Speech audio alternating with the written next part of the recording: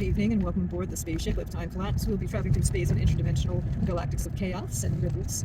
And if you all feel that it's a little bit turbulent for the ride, what you can do is put your hands up and enjoy yourself, if you can.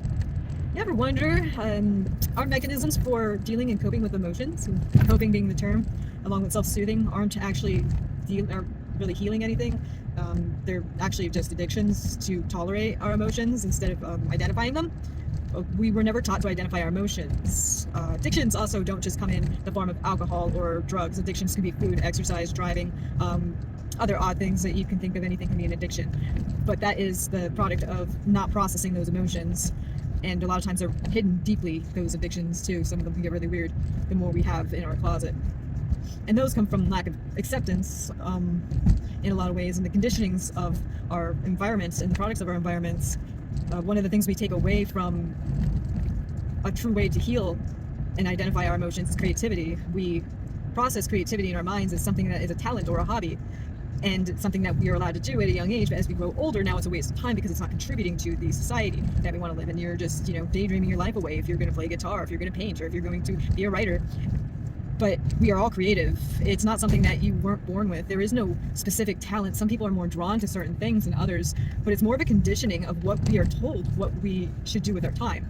If we all were given the ability to not feel ashamed about creating or taking the time to create, or feeling bad that we're not progressing because we associate money and monetary value with our progress, and our careers and job with our progress, then our actual self-progress of identifying our emotions and dealing with them instead of pushing them down and covering them up with addictions, and then projections come out and other manifestations of whatever the fuck you just swallowed comes and forms, because you are what you eat. And if you eat those emotions consistently, you are going to manifest into something that you're not going to like, and other people aren't going to like. And it's, when you don't face your demons, you break down the barriers of daydreams and nightmares. So when we create, we identify the emotions, we externalize the emotions, and we tangibilize the emotions so we can see them on the outside. And we can also connect with other people, because feelings are still feelings all the same, no matter the story, the way or train or plane that you took to get to that emotion. That's not the point. That's why we all are moved by music, is because it connects us. And that's what creativity is. Creativity is our intellect, it's our genius, it's our intuition, it's what makes us connect to one another versus compete.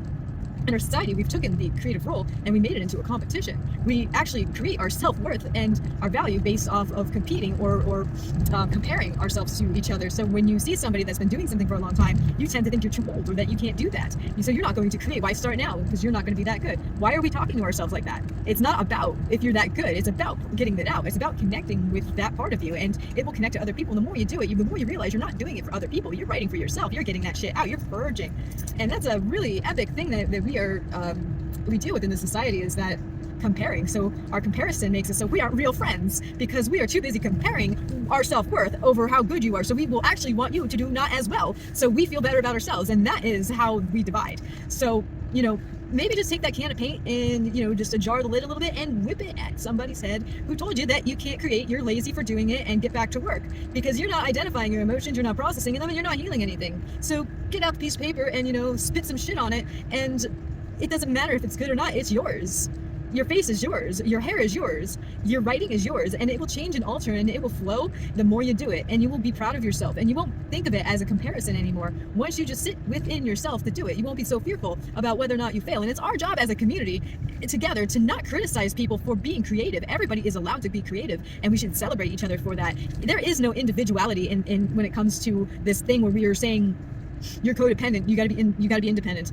That is, when you're completely independent, you're not independent. You're dependent on a societal government system to work, to live, to eat. You are completely dependent on something that is not your community, instead of your community, which is your actual family of people who you will need to survive.